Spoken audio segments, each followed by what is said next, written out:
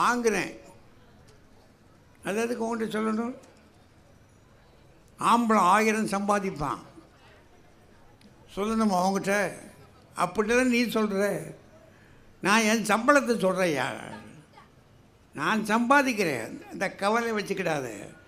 பெண்கள் தான். அந்த அம்மா அந்த இருக்காங்க கவிதா ஜவஹர்னு, அவங்க சொல்கிறாங்க, எத்தனை பேர் வந்தால் எவ்வளவு அரிசி போட்டு பொங்கணும்னு உனக்கு ஏதாவது தெரியுமா?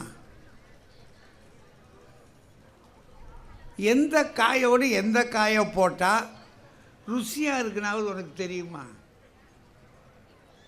ஏயா வெட்டி வேலை பார்க்குற? சும்மாரியா?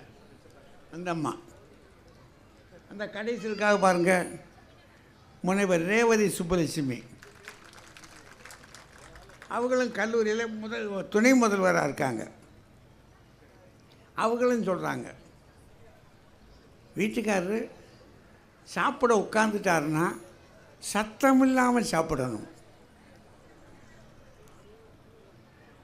ஏன்? சாப்பாடு அம்பட்டு ருசியாக இருக்குது.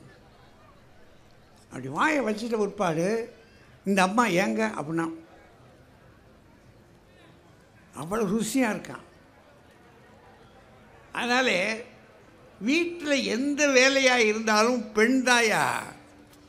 பெண்கள் தாயா குடும்பத்தின் முன்னேற்றத்திற்கு காரணம்னு இவங்க சொல்கிறாங்க. சொல்ல சொல்ல சொல்ல கூட்டம் நிறையா வந்துருச்சு. முன்னாடி பாருங்கள் எவ்வளவு மக்கள் வந்து உட்கார்ந்துருக்காங்க. அவங்களுக்கெல்லாம் தனி கும்பிடு.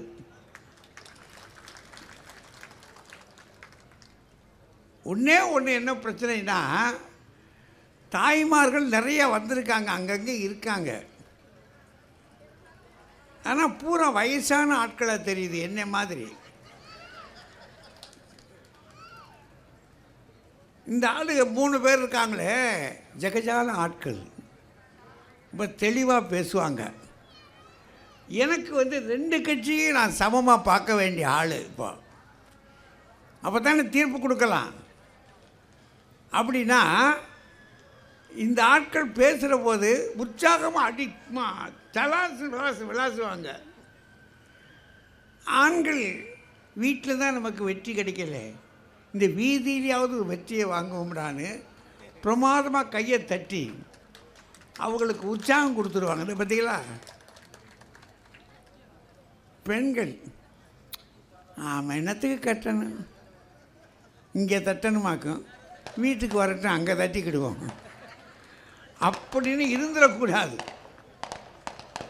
ஏன்னா எந்த இடத்துல செய்யணுமோ அந்த இடத்துல செய்தாகணும்.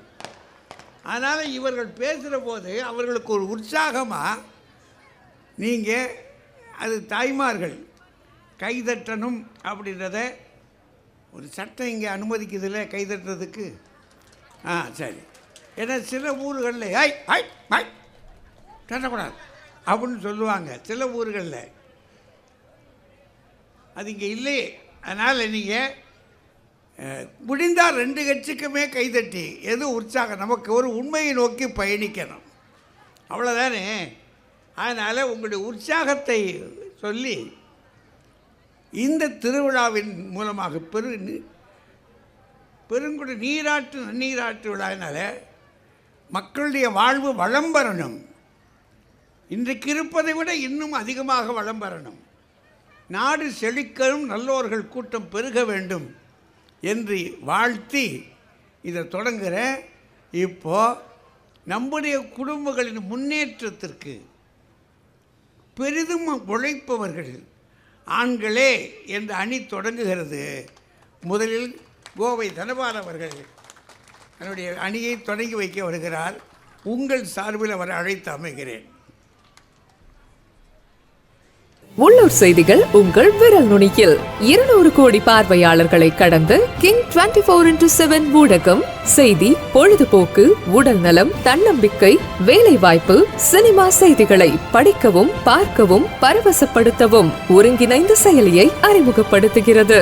Download king 24x7.